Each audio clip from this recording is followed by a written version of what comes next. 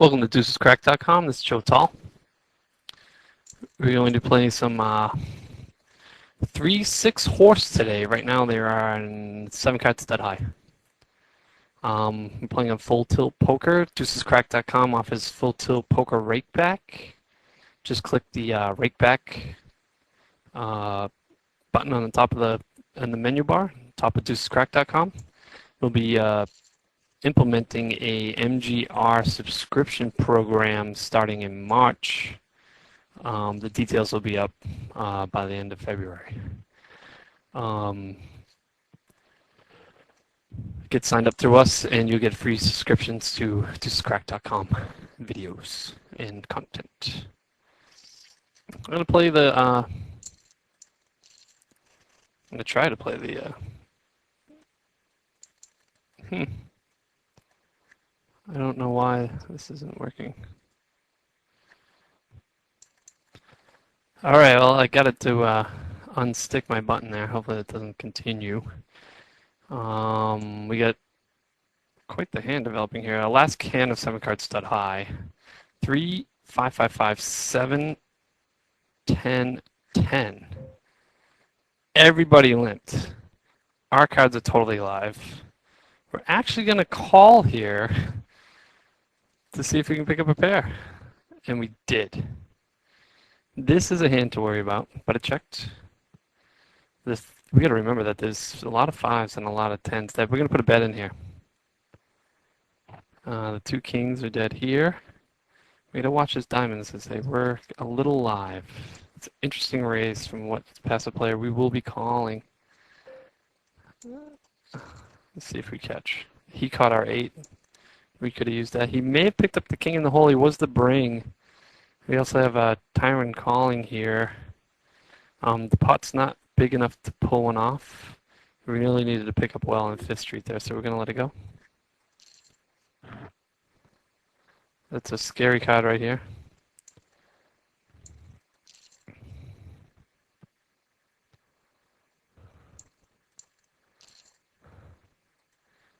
He backdoored the flush. We've got a live player here for sure. Look at that.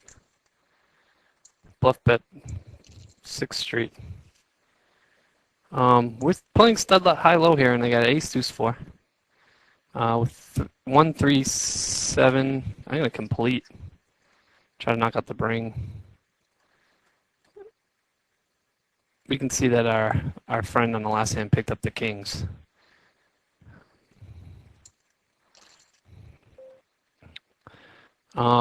We have the worst low draw showing, and Philsung picked up our ace. Hopefully we get a free card here. That'd be great. We're not drawing any well to the high at all, and we're drawing poorly to the low versus the two hands. We're going to let it go.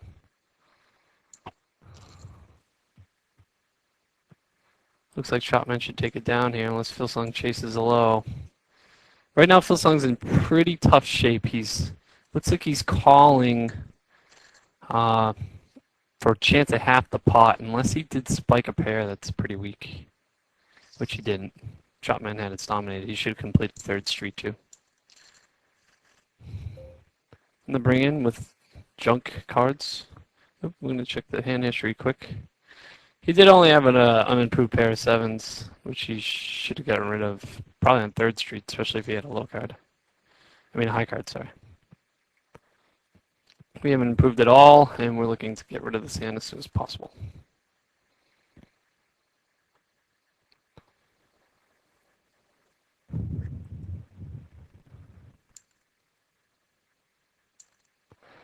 It's a strange bet by Chopman, especially when he picks up the 9. Not sure what he was trying to accomplish there. If he puts another bet in here, it'd be even more strange. Yeah, I thought so. Well, he paired his board now. He might as well put a bet in. I don't know why he's giving free cards now. Looks like he had a chance to take it down. If Philsung picked up any sort of low here, he's got the board low lock at this point. Oh, no, he didn't. I didn't see the 5 here.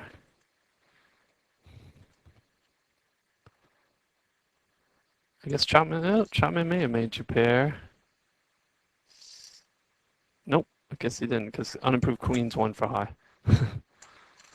Nemo should have raised 5th Street when he made that queen. Oh, make that 4th Street.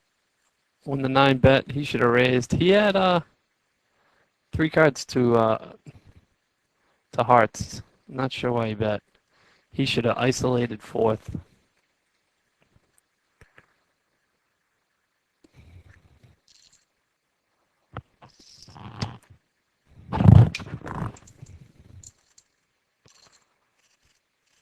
Okay, we got a hand check here. 4 out of 10. Diamonds are fairly live. There's a king that folded. There's 2 kings behind me. There's a king that folded. I'm actually going to complete here because it's unlikely that they have playable hands, and I can redraw to a low with only 1 diamond dead. I'm bricked. I've got to fold.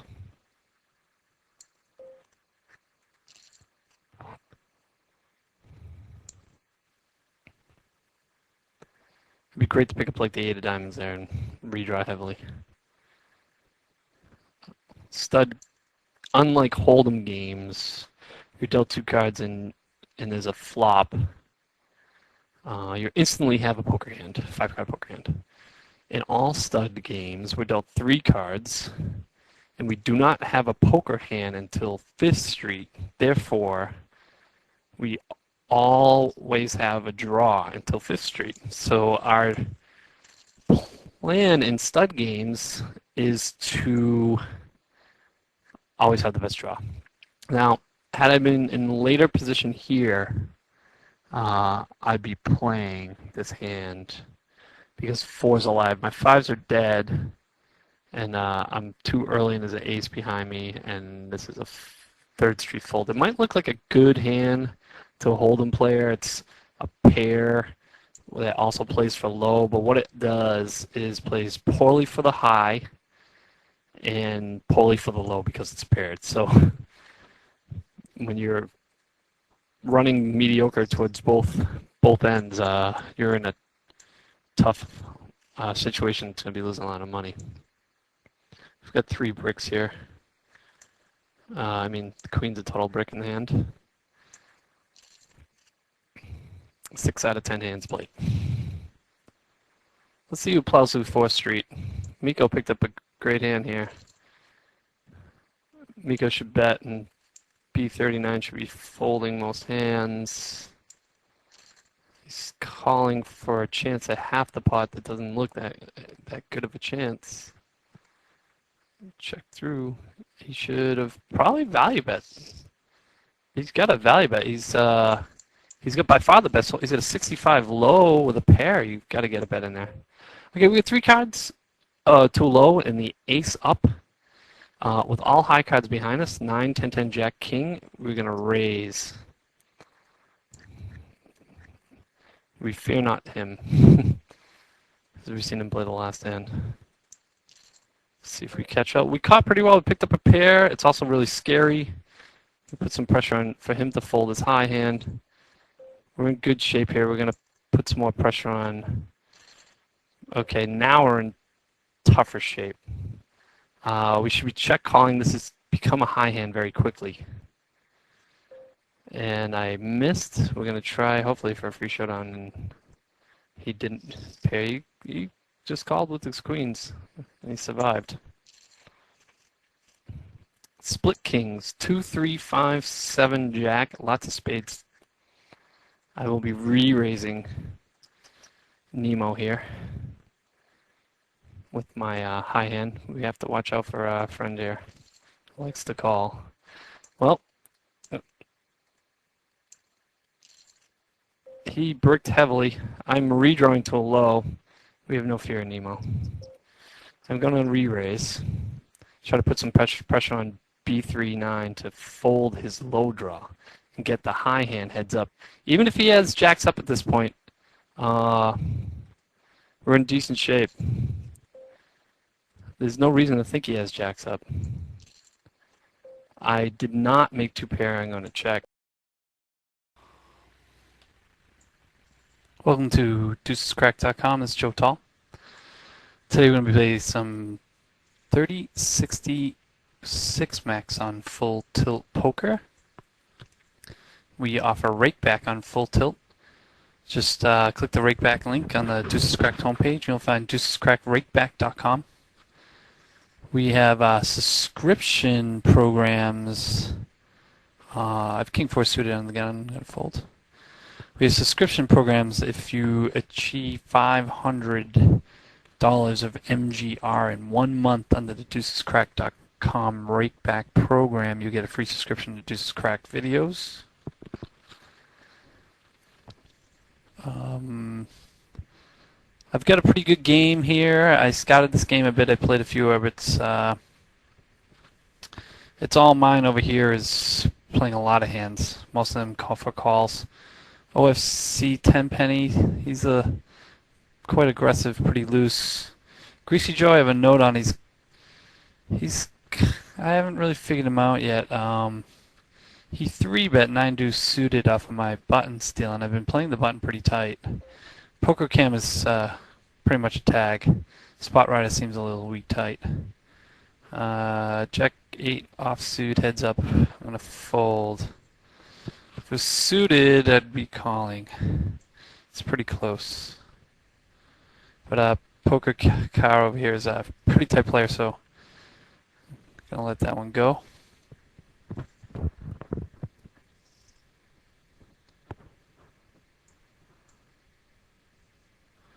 Okay, get a good steal hand on the button. I'm gonna let this one go for sure.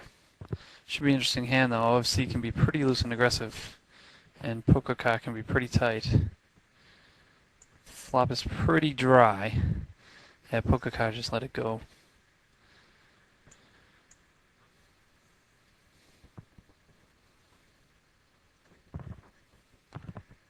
So my C position's okay. I got a loose aggressive play over here. It's all mine. Does a lot of calling pre-flop for this type of game, as I've noticed earlier. An exploitable player here seems to play kind of weak tight. Greasy Joe is a little strange. We'll find out how he plays.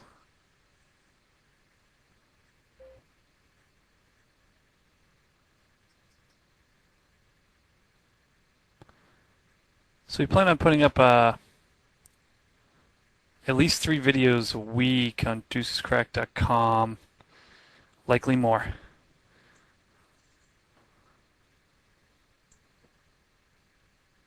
We'll be utilizing our whole cam feature, putting some well-known 2+2 players in games with us. Should be a lot of fun. That was an interesting hand. I'm not sure how OFC made it. Greasy Joe called him down with ace high.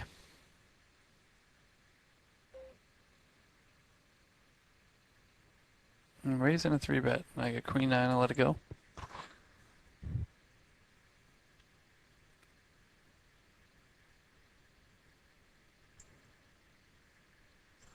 Greasy Joe just got riveted on what he thought was a good call down, so he could be a little unglued. Especially against OFC, you can be extremely aggressive.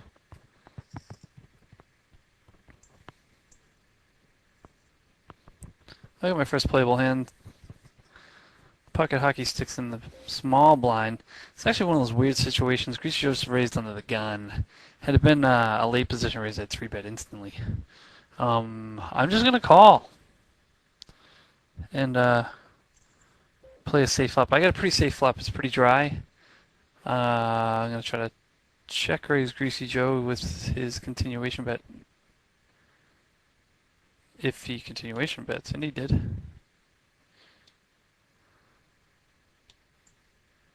Call 2 from It's All Mine on a pretty dry board. I'm gonna fall through the turn and fold to a raise, of course. Yep, he's likely got 2 pair. I got a good feeling he's got ace 6 or even ace 10. We got a new guest here, Magic Aces. I've got quite a history with him. He's Pretty loose aggressive. OFC, I'm going to 3-bet the button with Queen Jack offsuit here, since he can be very aggressive. I'll flop top pair, and I've got a gut shot straight draw. Plan to put a lot of bets in on this flop, if need be. Turn 2 pair. Pretty horrible turn card, considering I got a very, very thin value bet here against OFC. I probably just had a heart. A naked king of hearts or something, maybe. Who knows? Who knows? With him.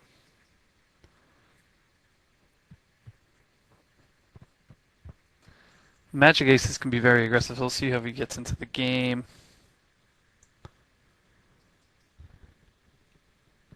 Very loose and aggressive.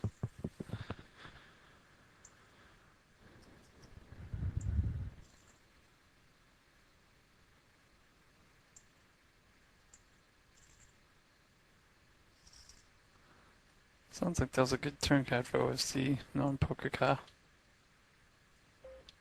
Fold the 10-8 offsuit. No. We got him the whole way.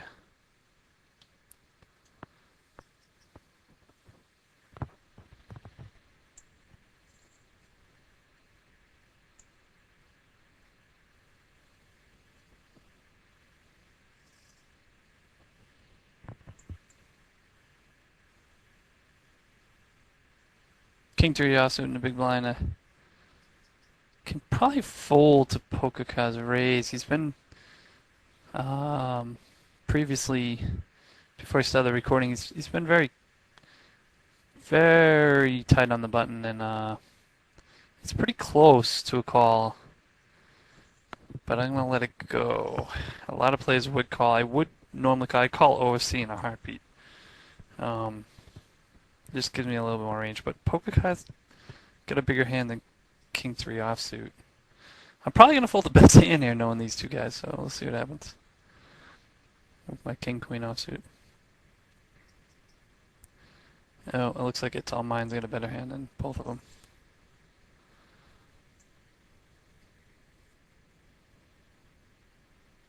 I started wondering about my C position, because Greasy Joe seems to be very aggressive. I know OFC is an aggressive player, so.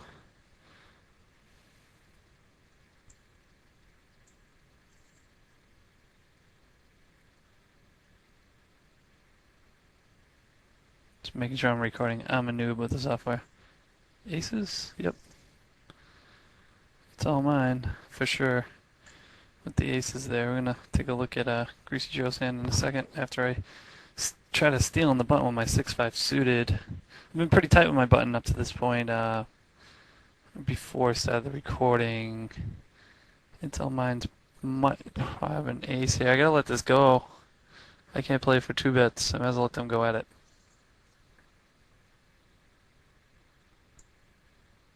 King Jack for Greasy Joe. That last hand. This should be interesting. Looks like It's All Mine's got another big hand. Whoa. Maybe Greasy Joe actually flopped a 10.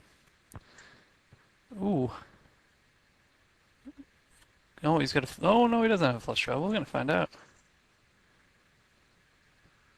It's All Mine's got an overpair.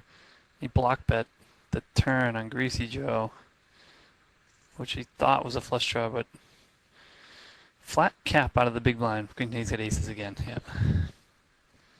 Flat cap out of the big blind with Queen 10 out suited. I mean, Queen 10 suited. Well, I'll be easily raising here.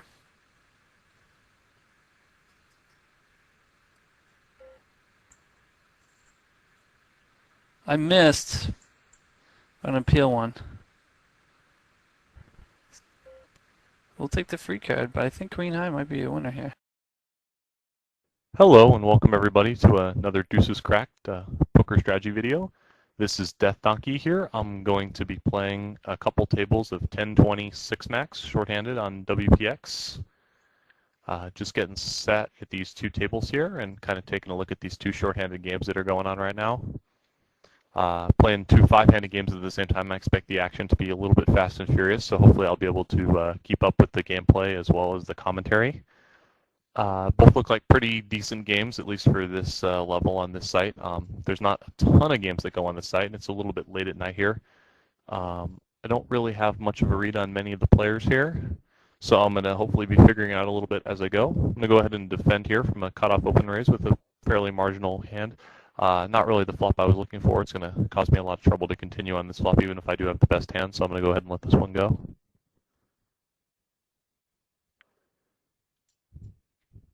And got the other table up and running here. So I'm going to go ahead and open raise in the small blind with a decent hand here for a blind on blind battle. Not really the flop I would love to see. I'm not going to be able to take it down there, but I might be able to take it down with the turn continuation bet. And instead I get raised. I'm going to go ahead and check raise the flop up there with my ace high. I'm going to go ahead and let this one go, wait for a stronger hand to look him up for the first time. So it's kind of a scary turn card, but I'm going to go ahead and bet and see what happens. And I'm going to go ahead and semi-value bet here on the end. It's sort of a really weak situation. And he made the 8 and called me down there. I wonder whether I could possibly have check folded on the river with the a7 there. When he calls the turn bet, my hand's not looking too strong. It's sort of likely that he has a hand like the one that he had where he's going to end up where he's made a pair instead of a straight, or he's going to have had top pair on the flop and got too scared on the turn card to raise me. I think I might have check folded had I thought about it a little bit longer. It's hard to get paid off there by a worse hand, although on this site I do get paid off by anything and everything, so I tend to value bet fairly marginal hands, expecting to get paid off by ace high and small pairs just about every time. So in that sense it might have been a little bit close, but not knowing anything about the guy. Well, not knowing anything about the guy, it's nice to get to showdown, and if I get raised there, I'm certainly beat. So I think I'm sort of happy that at least I got to see what type of hand he was calling me down with in that situation, even if I had to pay one big bet for it. Now that I know that he played that hand that way, it makes check folding look more appealing on the river because he just called down with the second pair there, which is clearly, I mean, he can't raise with second pair on such a scary board, but it's definitely just a little bit of information about him as far as what type of hand he's just going to call down with there. I have another kind of marginal hand I can defend with here. This flop I'm definitely going to continue on. I'm probably just going to go ahead and check call the flop in the turn unless I improve and make a decision in the hand. Some people like to check raise in the situation on the flop. I tend to not do it with hands like this. Sort of is style dependent. I would also usually, well, I would mix it up how I'd play a big hand on this board. Likely, what I like to do is check call the turn here and hope that he gives up on the river and checks behind with a worse hand. I'm probably going to go ahead and call this river bet too if he makes it, considering I don't know anything about him and I have a decent hand for the board. Hopefully going to get shown 2 Broadway cards that didn't connect here. And instead he had me drawing pretty much dead the entire way.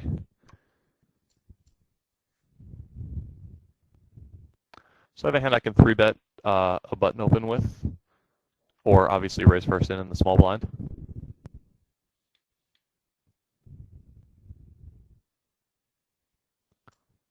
As far as what I tend to do with ace-high hands in blind defense situations on such kind of mundane boards as that one, you pretty much saw it. I do a lot of checking and calling. I do similar things on ace-high boards, and I will frequently call the flop bet with top pair and a decent kicker, and usually be check raising on the turn.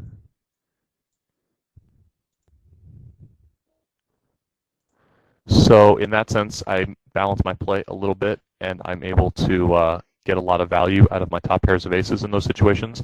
I'll frequently still get called down by a worse pair when I check raise the turn there because they don't believe that I would play an ace that way. I also make some money when they just bluff the turn and then fold to the check raise, and it definitely adds a little bit of variance in the sense that I pay almost the maximum the times I'm against a better ace. Although one benefit to the check call and check raise the turn line is that I frequently do not get 3-bet on the turn, even by stronger aces. Although a hand as strong as ace king is often going to go ahead and check raise the turn, or I'm sorry, 3-bet the turn. So there's definitely some benefit as well as some detriment to taking that type of line when you're defending your blind with a hand like that. I mentioned another way that you can play a hand like that is to go ahead and just check raise the flop.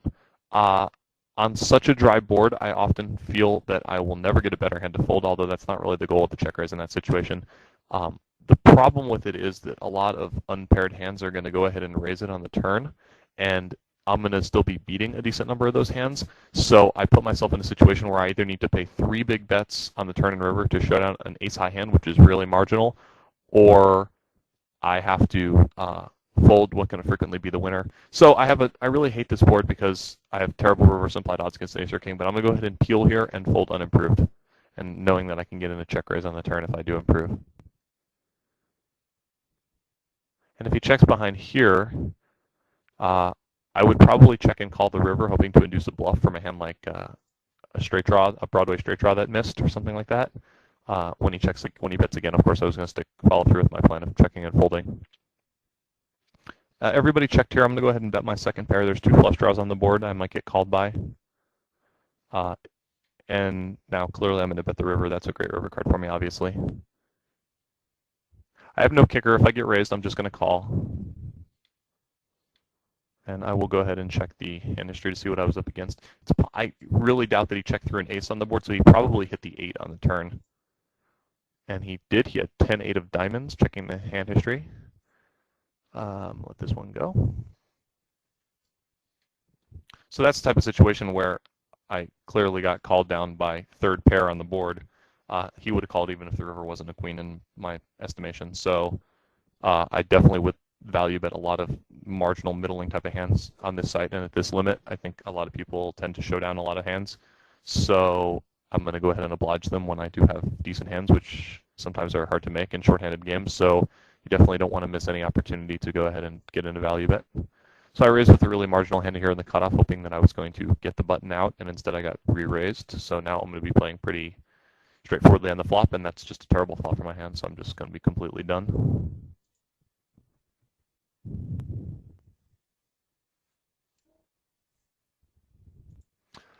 I've noticed these are the only 2 10-20 games going right now, and Conrad here in the 2 seat and here in the 6 seat is in both, as well as M. Sutter, and then 2 different players in the remaining 2 seats.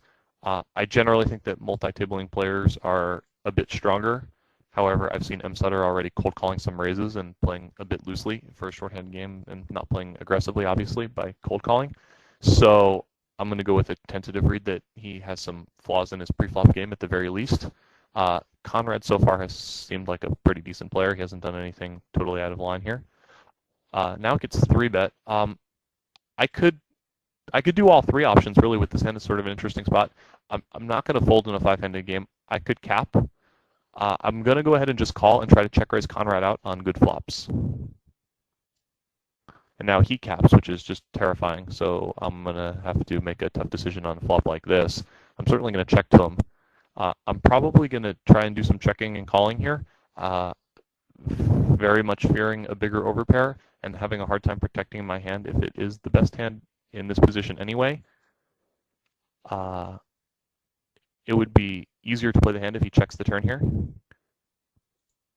If he checks the turn and M. Sutter bets, I'm going to go ahead and check raise, thinking M. Sutter might have a worse pair frequently, and I can get out 2 overcards. Now the pot is getting pretty big. I'm going to be getting 190 to 40 on a call down here, which is about 5 to 1. So just time to take a note. Plays passively post flop.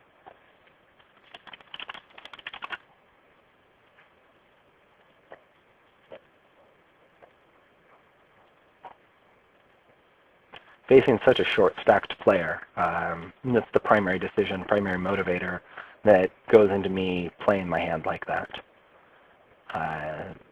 When he's betting into the pre-flop raiser on an ace 4-6 all heart board, I don't expect him to have a flush very often. Versus CS squared here, I'm going to bet fold. I expect him to have a hand like 10-jack, queen-jack, gutter ball, and I actually also expect him to bet that if I check, putting me in a very weird situation on the turn. So it's a defensive sort of value bluff where I expect to have the best hand a fair portion of the time. I expect him to raise me either on the flop or on the turn if he has a king. So it's an easy fold if I get raised, but a lot of times there are hands that he peels the flop with that he will go ahead and bet on the turn, but he doesn't bet with quite enough of a bluffing ratio for me to make a call down a good proposition.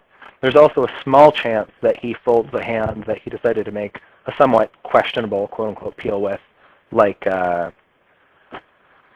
say for example, a hand like pocket sevens on that board. A lot of players will say, okay, I'll call if he bets now, and I'll fold if he bets the turn. I don't actually expect him to be playing like that. He seems to be showdown bound a fair portion of the time.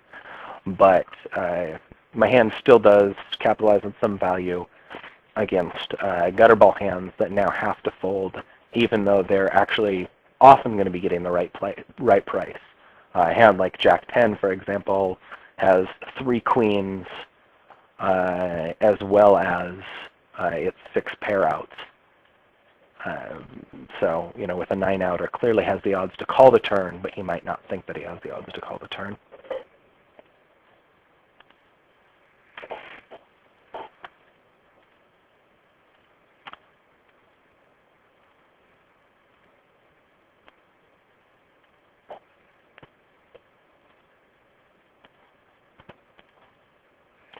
You see in that situation ain't great, cold calling or cool calling in the small blind with queen 5 suited.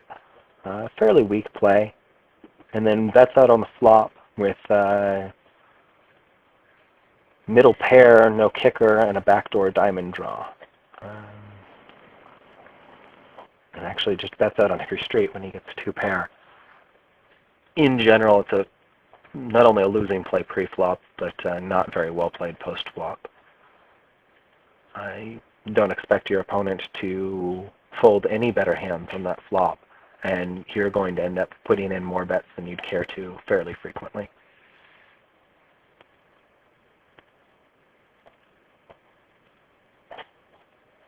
The 8-7 offsuit, if it's folded to me, is a hand that I'll steal with here. I don't know much about H102, but this is certainly a board that I will bluff at once. Generally, if I get called here, I'm just going to go ahead and give up. He's going to have a club that's calling the turn a fair portion of the time. He'll also have pairs a fair portion of the time. An interesting spot here. I think I may take the pot down about 1/3 of the time if I bet. So I'm going to go ahead and he makes a fairly good call down, actually. Versus what must look like a bluff to him on the end.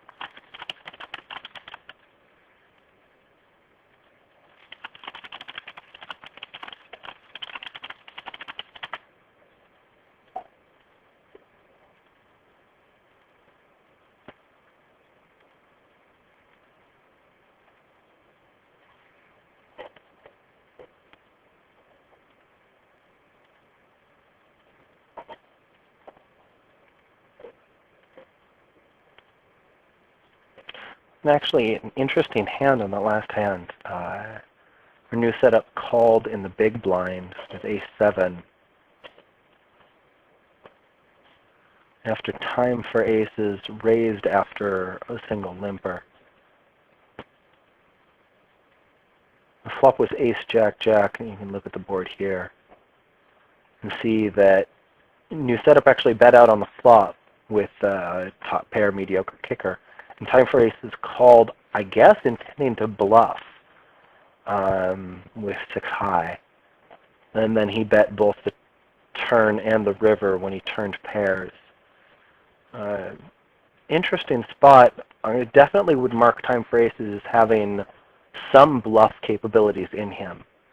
I would call the flop call is an advanced but not particularly good play in limit hold'em in that particular context. New setup isn't the sort of player who's folding a lot, and definitely the wrong sort of player to try a float against there.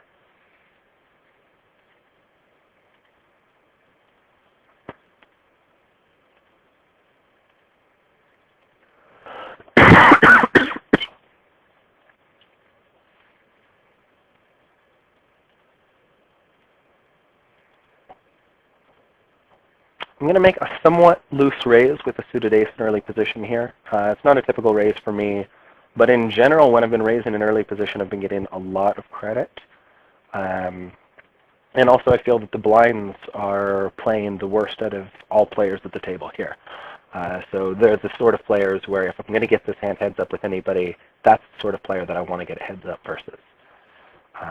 Ain't Great has had sort of a weird, I can't quite call it loose passive, I definitely can't call it loose aggressive style of play.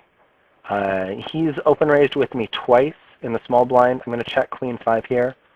I think it gives me a little bit more playable room post flop to check. I'm definitely calling this flop with a pair. I'm folding if the turn is a 4, a 7, or a 9.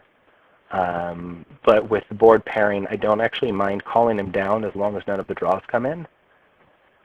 And unfortunately, one of the draws comes in.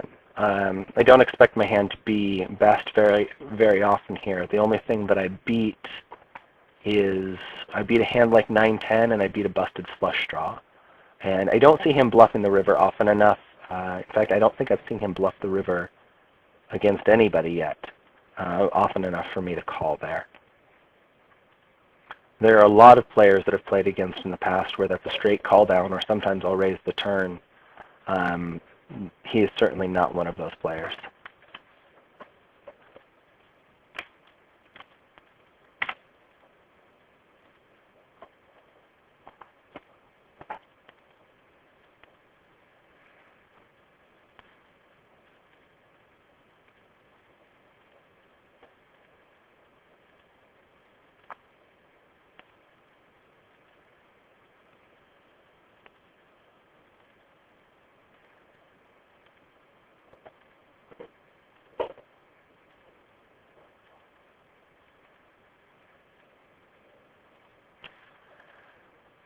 Just reviewing that last hand, fairly standard on both accounts.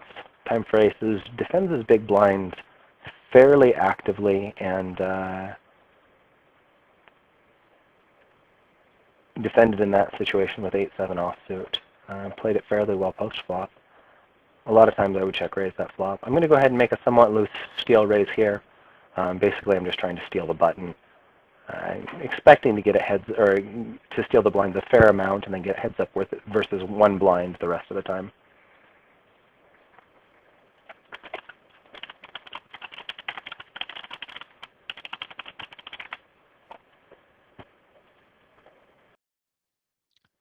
Welcome everybody to another Deuces Cracked poker strategy video. This is Death Donkey here. Today I'm going to play some World Poker Exchange shorthanded limit hold'em. We had a request on the forums to play a little bit on this site, which tends to have some tougher games than normal at these stakes. I'm playing a 1-2-6 max table and a 2-4-6 max table here. So I'm going to go ahead and see how these games play. I haven't really played in these games ever. I've got a hand in the big blind here. I'm certainly going to defend with. I could possibly re-raise this hand, but I'm just going to go ahead and call and see what the flop looks like.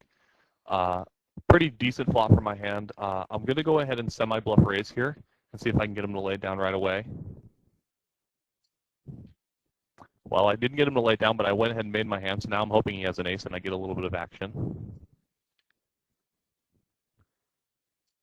And he bets out here. I'm not really afraid of the flush. He hasn't played it like he's had a flush draw. It's possible he has the flush, but I'm certainly going to raise here. He could easily just have 3 aces or even a worse hand than that.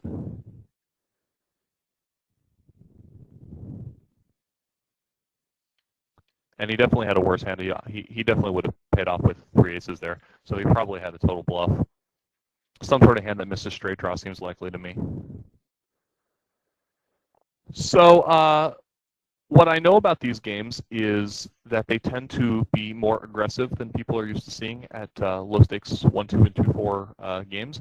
The players tend to play a little bit possibly erratically, meaning I'm going to have to be on the lookout for some sort of tricky behavior, some really light re-raises and things like that pre-flop. Until I get a better feel for the table, I'm going to be folding really weak hands like this in the big blind. Against people that are constantly blind stealing, I think I could go ahead and defend with a hand as weak as that, thinking against a large pre-flop stealing range, I have a decent amount of equity against a hand of that type. Playing really short-handed here now. I might have to find another game, but I don't mind playing short. I just don't want to wind up playing like heads up or something. It won't make for a very good video. Likewise, Rob has been talking to me about the idea of in games where the rake is higher, letting go of ace-x hands where x is not too big in the cutoff, so I'm going to go ahead and fold a hand as weak as that. And I can't seem to get a game here, so I'm going to go ahead and try to switch to a different table here. Let me go ahead and bring that up onto the screen.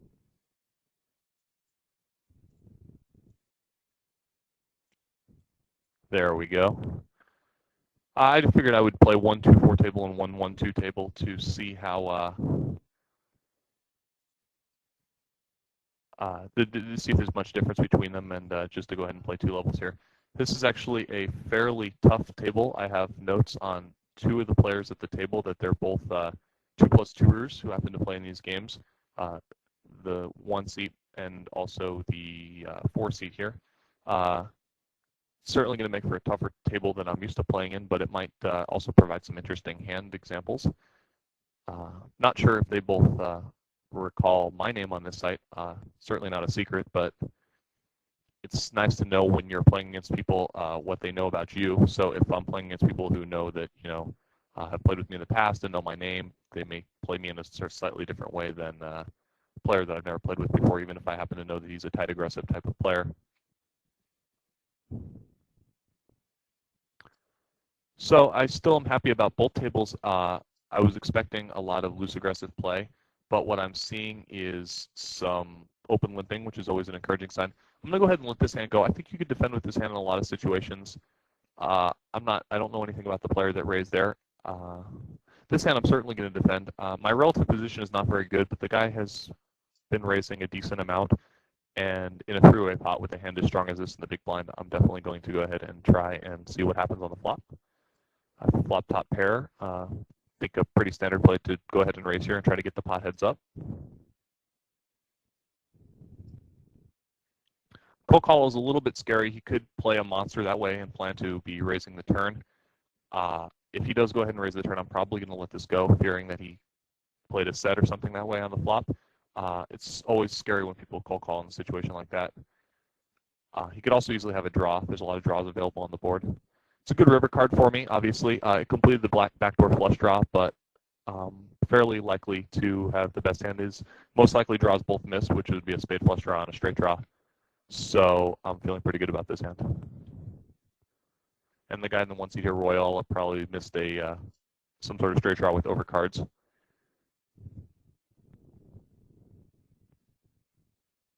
Playable hands on both tables right here, so hopefully we will be able to get involved with these hands. I would have gone ahead and re-raised this hand had one of them tried to steal from the later position. With 1 limper, I'm definitely going to raise this hand and try to isolate, get it heads up with the dead money from the blinds. Knowing that there's a 2+2 in the big blind also makes the decision a little bit easier, as he's likely to play tight and allow me to go ahead and steal the blinds here. He bets out on a really draw-heavy, scary board. I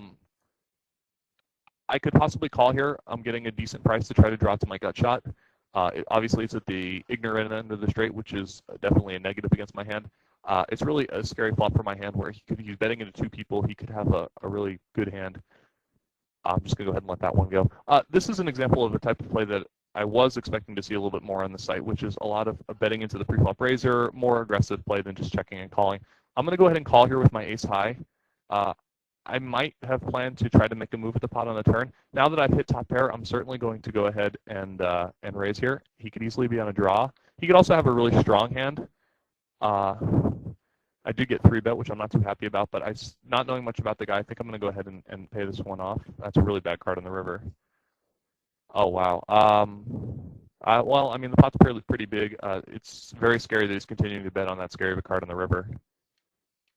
But he did make it on the river. I'm going to go ahead and play this. I'm going to fast play this hand up here. I have top 2 pair on the flop and hope to get action.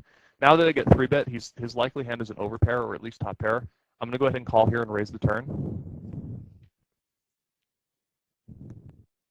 That doesn't really change anything about my plan. And I get re-raised again. Wow. It's possible he has a set. It's also possible he could have Queen Jack suited and a 3-bet the flop.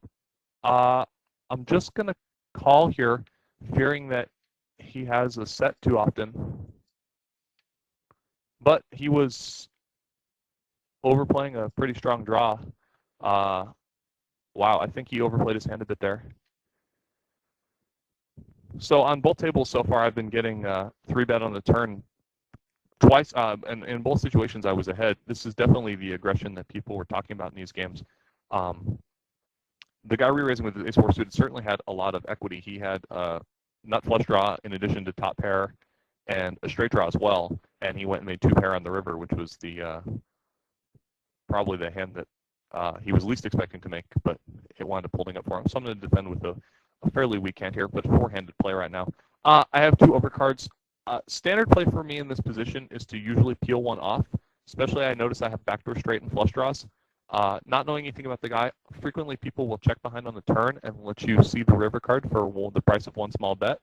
Also, if I tend to spike a pair on the turn on a board like this, I'm usually going to get in a check raise on the turn if they're an aggressive type of player. And if they're a passive type of player, they're going to check behind and call a river bet.